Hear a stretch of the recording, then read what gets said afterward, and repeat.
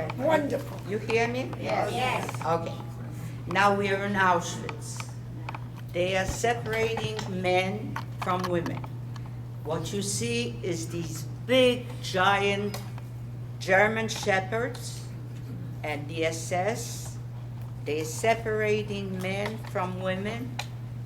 And of course, my father, since there were a lot of Jewish men who went to the Gestapo and they pointed out people that had money before the war.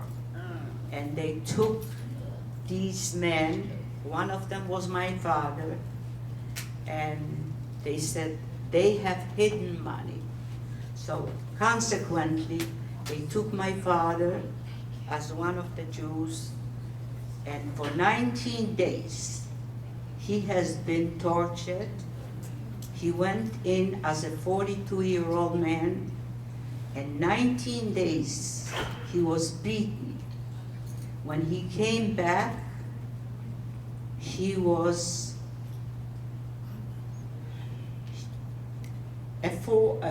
not a 42-year-old man, but an 80-year-old man, gray, black skin, not recognizable. And just the time was when they liquidated the ghetto. So we knew immediately that if they stripped us naked, that he's never gonna pass, that he immediately will go to the crematorium. We could hear his, we could hear him call Bronca, that's my sister's name, and me.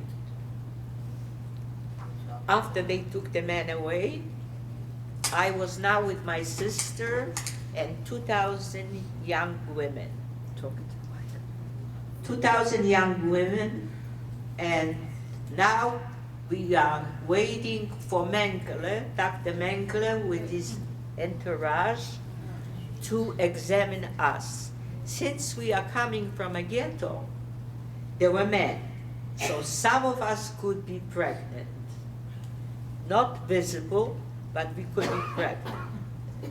So 48 hours, we were sitting August 28, you have been to Europe, and you know August 28, 1944 is very cold. So we were just warming ourselves with our bodies. He finally came with these big dogs, and at random, he has pulled out somebody, and what he did is he twisted your nipple, and with his boot, I can't even pick up my knee because it's injured, he kicked your stomach. So if there was a miscarriage, you were bleeding. That means that immediately somebody from the back shot you. Oh.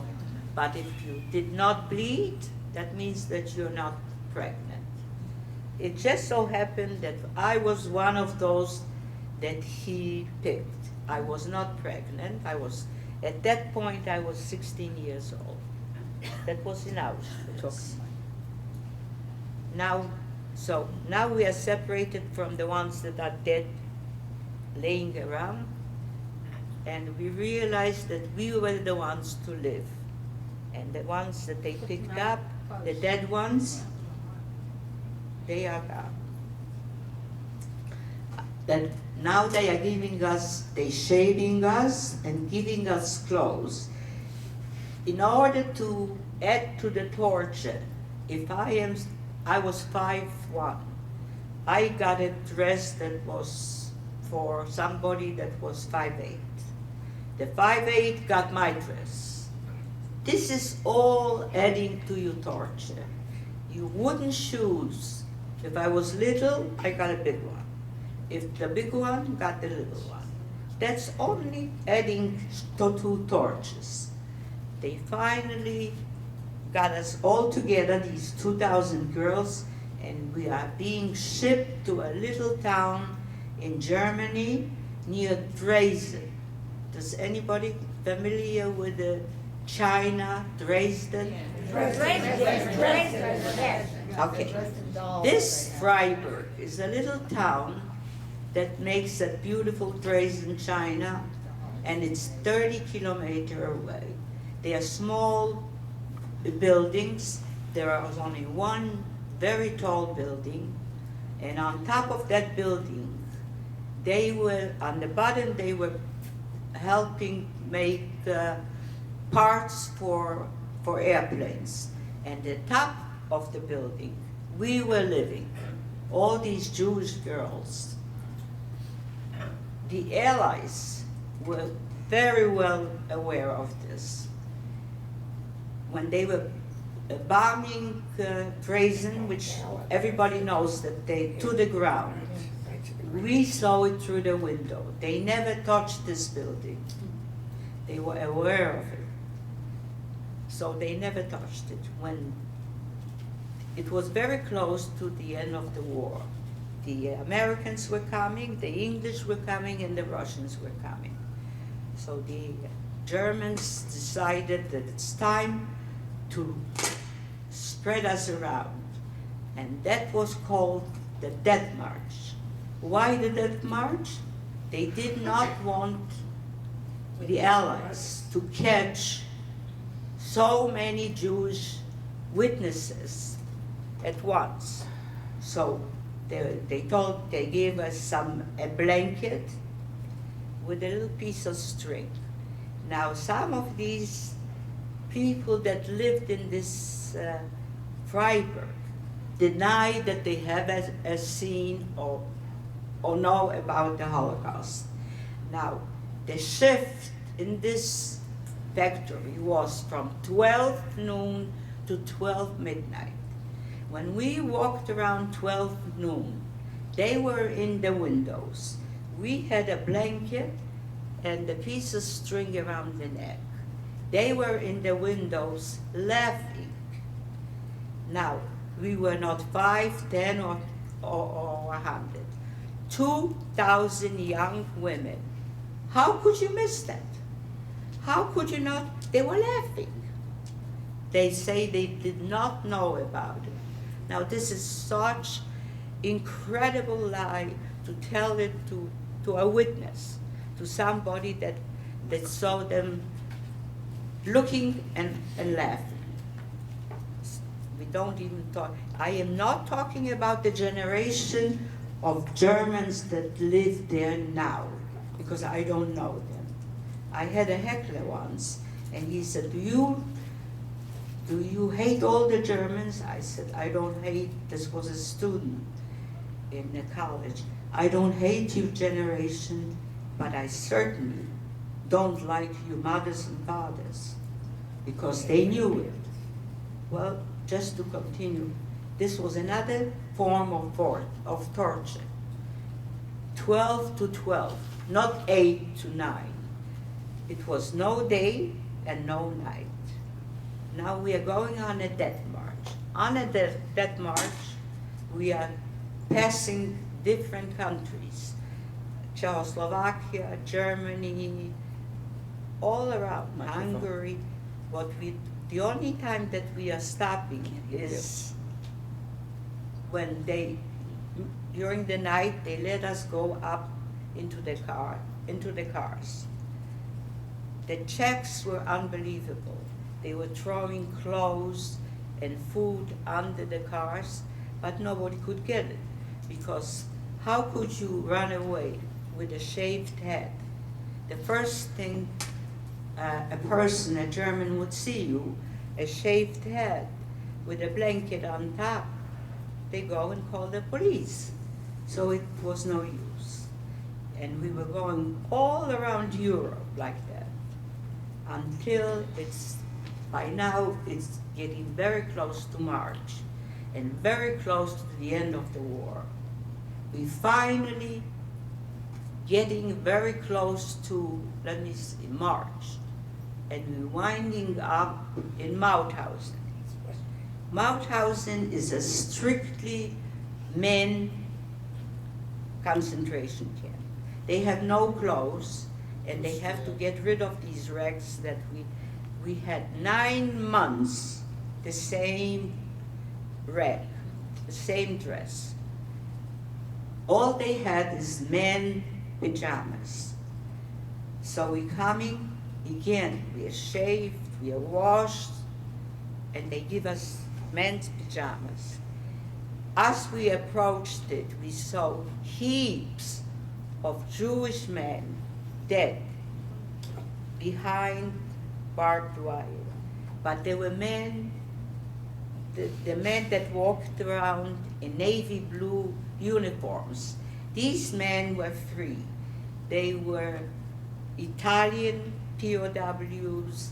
They were men that were unfalsified papers, and they were going around free. And they tried to help us, and they would smuggle little packages of the Red Cross. It didn't do us any good, because the Red Cross packages consisted from peanut butter, and since we were so hungry, peanut butter is fat. We did not have anything fat for 5 years, so we ate it. So you know what happens. Everybody had diarrhea, and we got extremely sick. But this was just a few days before the end of the war. And it took about 4 days. I was laying, I remember, on the floor. I was very sick. I had a terrible pain on my right side, and I was screaming. Other people were screaming, and the door opened, and somebody started shouting, "The Americans are here! The Americans are here!" Very few people got off the floor. We were skeletons, and I was a skeleton. And just as the Americans, the beautiful young Americans, passed by, I had the worst pain, and I screamed, and one young, beautiful American bent over. He was, I believe he was a general, and he said, "Why is she screaming?" My sister spoke English, not good English. It was Dr. Seuss English. She took English she was 2 years older. Instead of German in a gymnasium, she took English. She was very, very pretty, and her hair started to grow back, and she said she was very sick. And what's that water? Excuse me. Give me the mic now. You want me to hold the mic?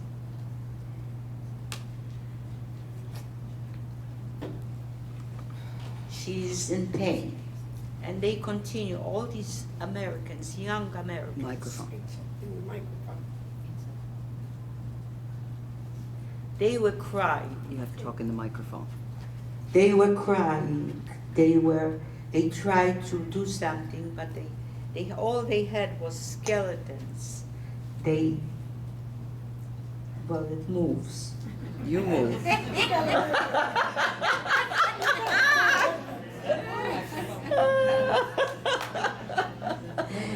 It was an incredible scene.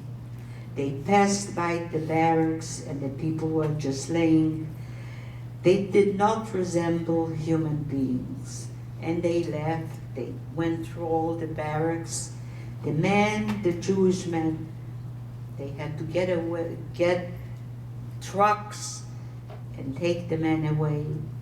The men in the navy blue suits tried to help, and in the meantime, 2 days later, an ambulance came in with a stretcher, and 2 MPs picked me up and took me away. My sister was working at the time.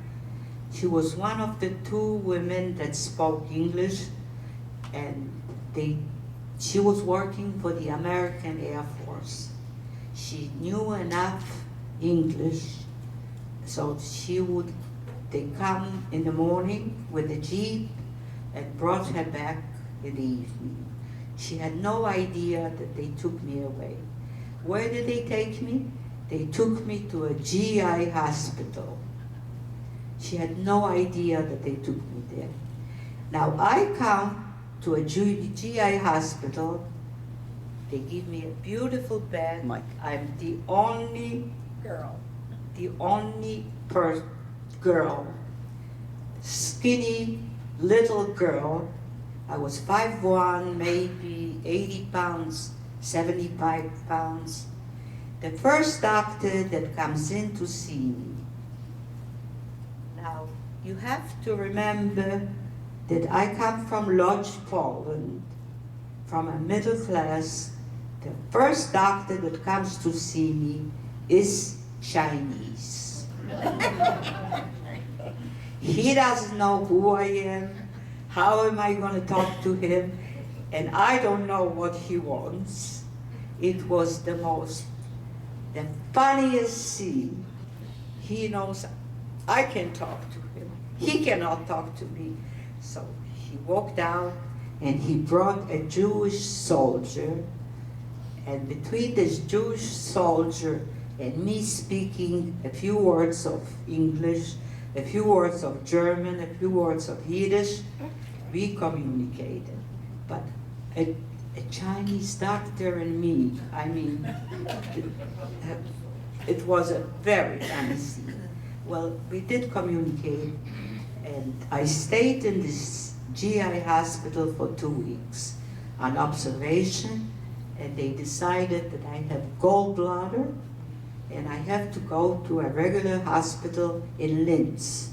The regular hospital in Linz was called Barmherzige Schwestern, nuns. It was a time where they were still killing Americans. It was only 2 weeks after the war. They were still not very nice. So they sent 2 AMPs, 2 American doctors, and a German professor bent over me and said, "We had you here for 2 weeks," in German, "and we have to operate." I didn't ask my sister. He spoke to me German. We're going to operate. But the 2 American doctors will stand by so that they wouldn't kill me. And the 2 MPs. Well, they operated, but I would not heal. So I was in this hospital 6 weeks. In the meantime, the Americans have taken all the people from Mauthausen and given them a project across the Danube. The Mauthausen has been divided in 4 pieces. French, English, Russian, and English. And they said, British. which zone do you want to go to? Most of the people went to the American side. When I came back 6 weeks later, it was like a little bit self-sufficient. We created a little bit of a police department, a little makeshift hospital, a little, everybody had some kind of something to do. We should become self-sufficient. So it looked a little different. The Red Cross supplied clothes. They wanted us to become human beings. They made lists, you registered, and those lists went all around the world trying to find family. Where are you? Maybe you can find a brother, maybe you can find a sister, a mother, and some people did. I registered to Ort and as a millionaire. Biendermichel. Biendermichel. You were in Biendermichel. I didn't hear. Biendermichel. Biendermichel. You were in. The place that they designated used to be a place where Goering had his workers during the war working, but they named that place Biendermichel. Anybody heard about Biendermichel? I'm sure not. It was a DP camp called Biendermichel for Jews. Everybody had to have 2 people in one room. And we created a little town. Everybody was working. It didn't have to be 12 hours, but you had to become a little bit of a self-sufficient. I registered, since I knew how to sew. I didn't know how to sew. I did. I was only 12 when I started, so I knew what to make a stitch. But for 9 months I was going to Ort to learn how to be a milliner. Okay, so they registered, you know, they registered.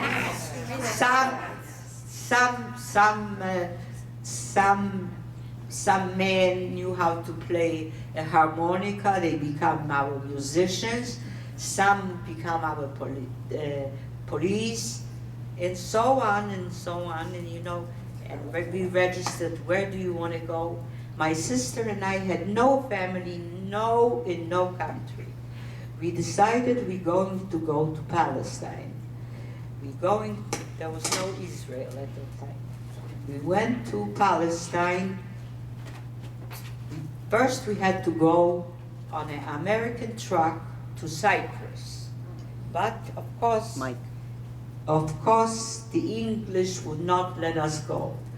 They caught us in Italy and said, you go back. You're not going to Cyprus. You go back to Biendermichel. No Palestine. All right, so my husband, my future husband, had an aunt in the Bronx. And she has no children, but she was probably the worst thing in the world. She, for breakfast, gave us 1 slice of bread and cut it in half. I lasted 2 weeks, and I said to my husband, if I am here tomorrow, I am on the next ship back to Europe. So he took it seriously. We found out there is an uncle that has a Jewish hotel in Manfredo. Well, we're going to Manfredo. It's now May, Decoration Day weekend. I am going to be an assistant counselor. I already know cat, set, I know little words, and he is going to be a busboy. They right away told us, you're not going to get paid, you're going to have tips. When I heard tips, they gave us a tiny little room, I ran upstairs and I cried. Tips? I'm not going to stay near the cashier with my hand out for tips. I didn't. How smart I was. When they checked out, whoever checked out, they were embarrassed to give me $2. So at the end, September, at the end of the season, my husband as a busboy and me as an assistant counselor came back to Manhattan with $1,200. Do you believe that? Do you believe that we came to America with $2.50? He had $2.50 and I had $2.50. We are millionaires. We immediately applied in Manhattan for a furnished room with a German couple, and it took about 3 days. We took newspapers, and we're going to Mike. look for jobs. Okay? My first job is, since we are in Manhattan, my first job is really good. It's on Pearl Street. Anybody knows where Pearl Street is? Pearl Street is near jewelry. Right. District. Okay. I go upstairs to the factory. The factory is, they putting sets, rhinestones and earrings into boxes. I can do that. I mean, I'm not a millionaire, but I can do that. I go upstairs. There isn't a white face in I mean, I'm the only white face. But that's fine. As long as I will make money, I will do my work. I just came home like 3 months ago from the boat. I'll go. I'm starting to work. There's a very young foreman. I am 21. He is about 22. His uncle owns this factory. I work for 2 weeks. I come in the third week. As I approach, he says to me, "You, okay, let it be you." He says, "Open your pocketbook." I said, "Why?" He says, "Because there is a rhinestone necklace missing." I said, "I do not open up my pocketbook." He said, "Why?" "Because I was just for 5 years a slave, and I don't steal. I will not steal for 2 reasons. I will have nothing to do with a rhinestone necklace. I don't go anyplace, and I don't steal. You can call the police. I have no reason to steal a necklace. I don't go anyplace, and I will not open this pocketbook. Are you a police? Is this the United States of America? I came here to be free. What right have you got to open my pocketbook?" He says, "You open this pocketbook." I said, "No, I won't." Mike. We had this Mike. We had this thing going for about 5 or 10 minutes. People all around, mostly Spanish, they're looking what is going to happen with this woman, this young woman, and this young man. Is he going to hit her? Is he going, "You open this pocketbook." I said, "No, I won't." And it's going on back and forth. So he grabs my hand and he says, "You go to the office." I said, "I will." I go to the office. In the office is his uncle, the boss. He takes one look at his nephew and one look at me. Now he's 40 or 45, and he realizes that I am just off the boat. You know, I was dressed well, but that I'm young, and that I am a survivor. He says, "What's going on? What's going on?" So that young 22-year-old schnook says, "She's not going to open up her pocketbook." "Why?" So he says to me, "Why won't you open up?" I said, "I was a slave for 5 years because for one reason only. I was born a Jew. I am not going to open up this pocketbook. There is nothing in there. I don't steal." So he says to his nephew, "You go out." He says to me, "You sit down. Cool off." So I sat down. He says, "Why won't you open up the pocketbook?" I said, "I'm not stealing. I had enough 5 years of jail. I will not do it."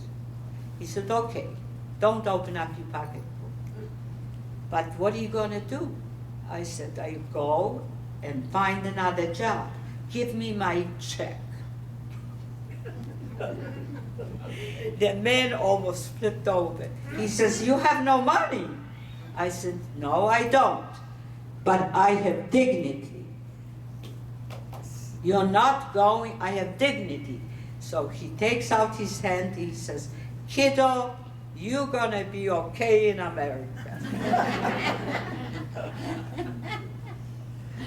So I take my, I think it was $6 check, and I go home. I go to my husband and I said, "Ziggy, I quit a job." He said, "Really?" He gave me a kiss. He said, "Okay, tomorrow we go again. We're going to look for another job." I said, "Ziggy, I have a diploma from Ort, and it says excellent. So we go and look for another, you go and look for another job. I still have mine, we'll manage." I had no clue where 57th Street on 3rd Avenue, it says wanted millinery. I'm not millinery. I don't know how to make hats. I am not a designer. This was for society. Mrs. Rockefeller used to come there. You know, this 57th Street on 5th Avenue. I had a lot of chutzpah. I went up. And anyway, I lasted there for 1 week. I had a good name. I had a good name, Genia. They thought they have a designer. I came from Europe. You know, there was Vera, there was Givenchy. Maybe this Genia is a designer. Who knows? I stayed 1 week, and they said,